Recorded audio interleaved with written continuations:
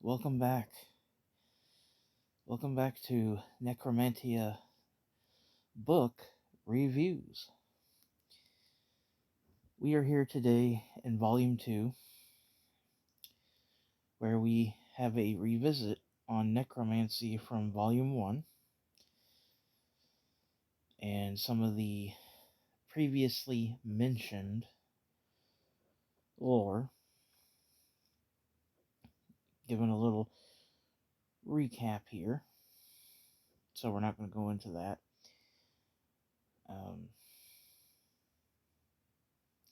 But what sets this volume from Book 1 is, 1, the author wants to drive home the origins. History is important, and that will be referenced later on in the video, about knowing the importance of what you are doing, the research you are putting in.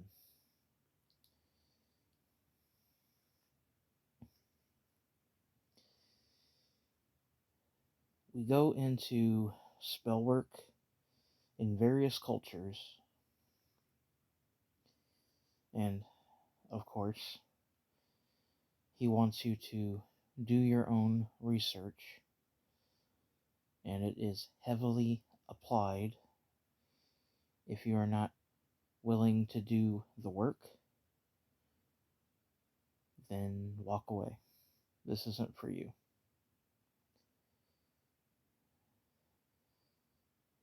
Mr. Frix wrote these grimoires for intelligent people to read beyond, to read in between. And if you are not a lazy armchair magician or a meme witch, and actually not afraid to put in the work and do the work and look into the work, well, that's great.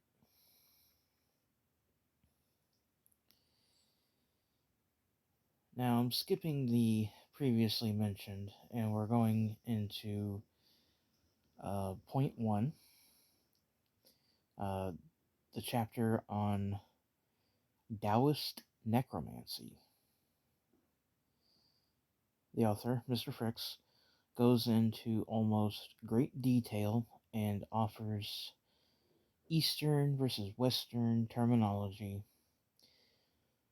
explores the hungry ghosts, obtaining spirits, the infamous corpse walkers, and a few other things I want you to buy the book and read into.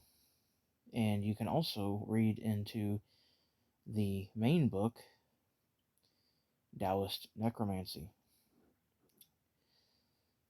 which he has told me that he has spent a good majority of time in dedication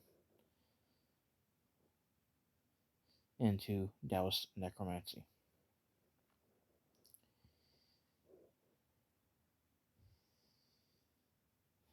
And as I said, he has a whole book on Taoist Necromancy.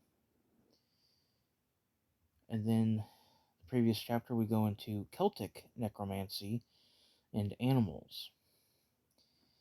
Now this one I'm just going to give the briefest of things, because I'm not stupid, I'm just a little dumb, and big words in the Celtic language give me a,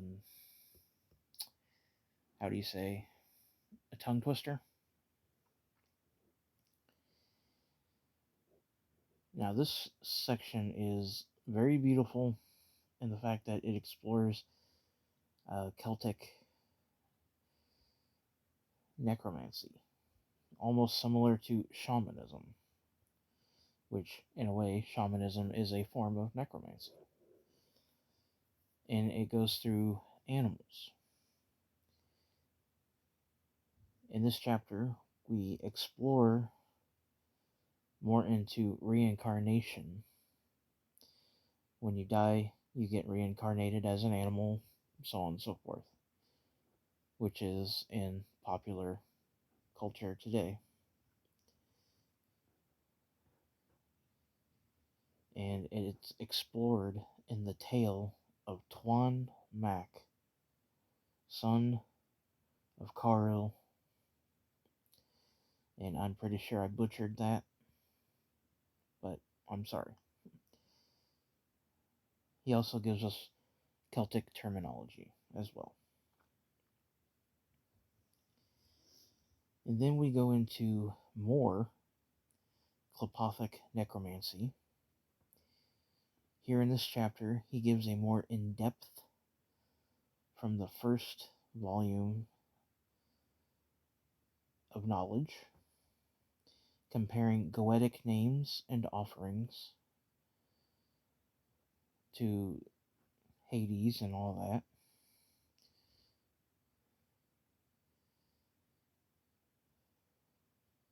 The art of necromancy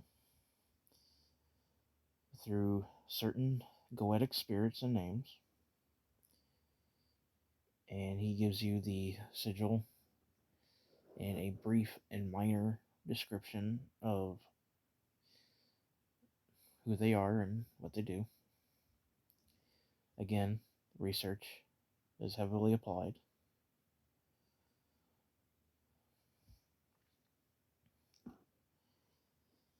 And then we go into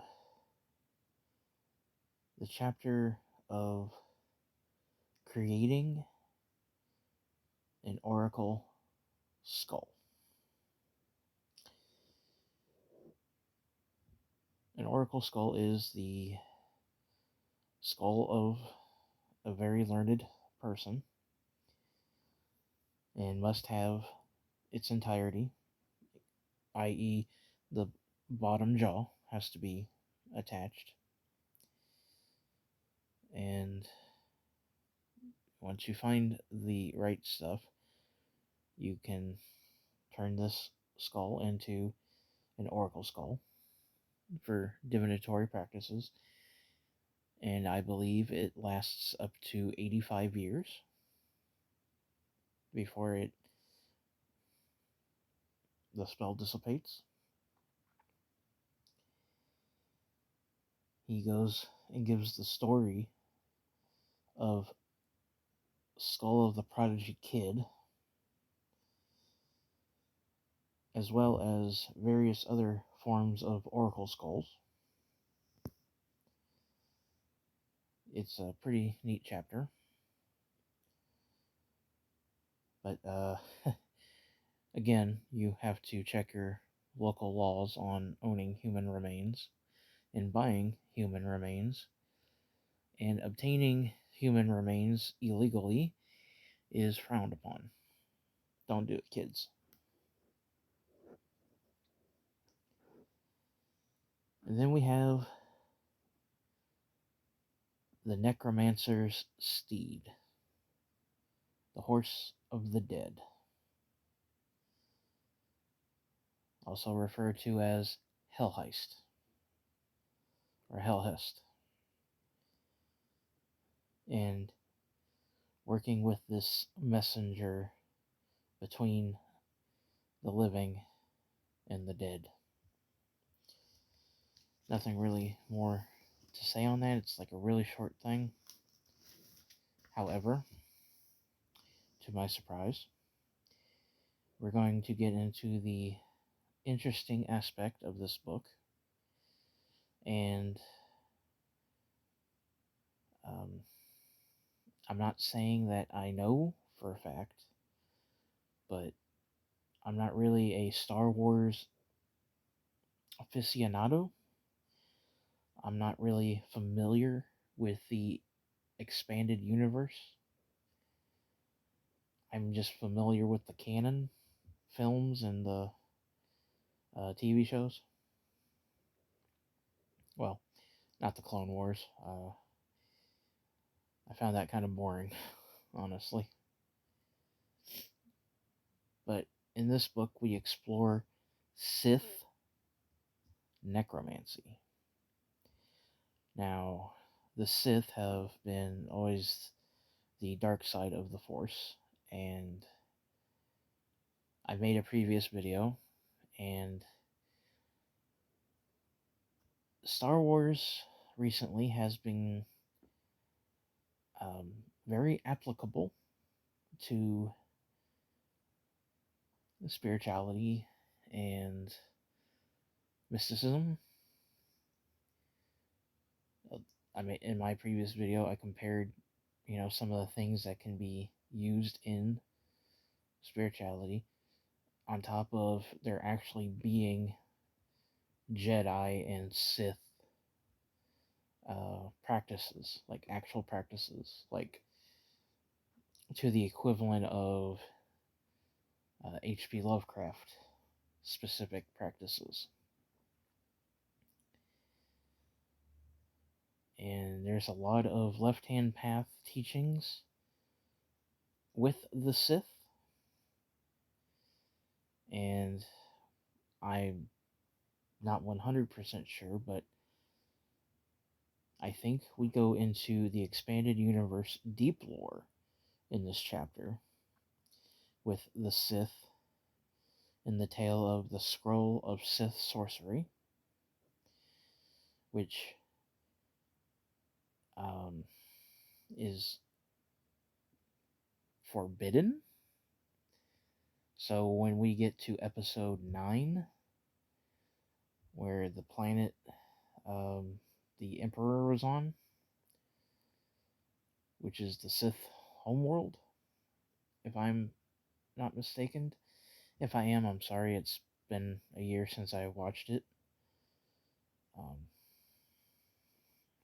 And it's really sad because I identify with the Sith more than I do the Jedi. We kind of get that feel of, what came before in the ruins. Because really, Star Wars has always been mysticism and science and technology living at the same time. And then we go into the Scroll of Dwam Mutkasa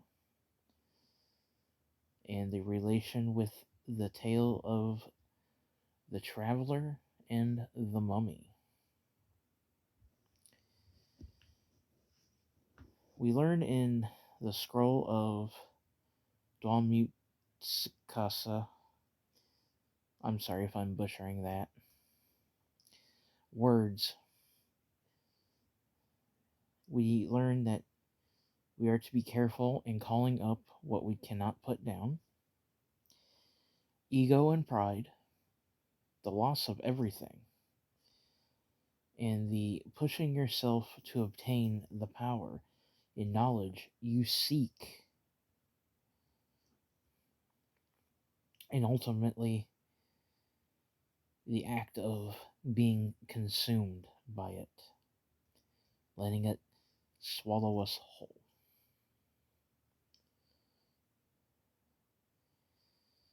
Which, honestly, there is a lot to take in with that particular story that all mystics and occultists and practitioners should read, because a lot of it can be applied to real life. Even the dark side goes dark in some aspects. There's more to it than what the Emperor Palpatine was always going on about. And if you're a Star Wars aficionado, you know what I'm saying. And then the next tale, the Traveler's Mummy, we learn again about ego and pride, but we also learn the importance of taking things from the dead without permission. We also learn about communing with the dead and being offered great knowledge, which is the point of necromancy, as well as the dangers and promises and tricks that the dead, if not careful, can, well, betray you on. Just because they're dead, that doesn't mean they're good.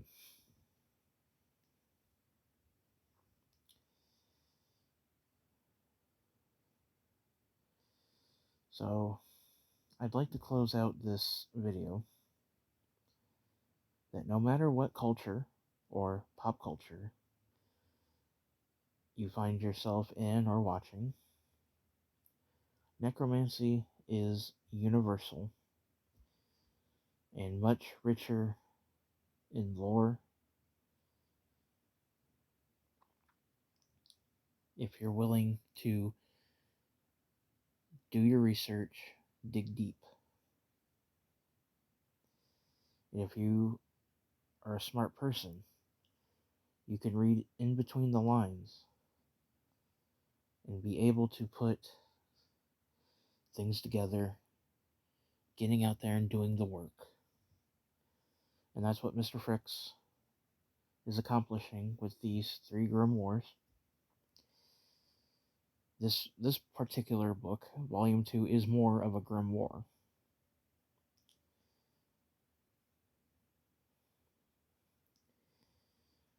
And then Taoist Necromancy is, in my opinion, Book 4. And with, people obsessed with South Korean culture, Japanese culture, and Chinese culture, it's only logical that Oriental mysticism is huge as well.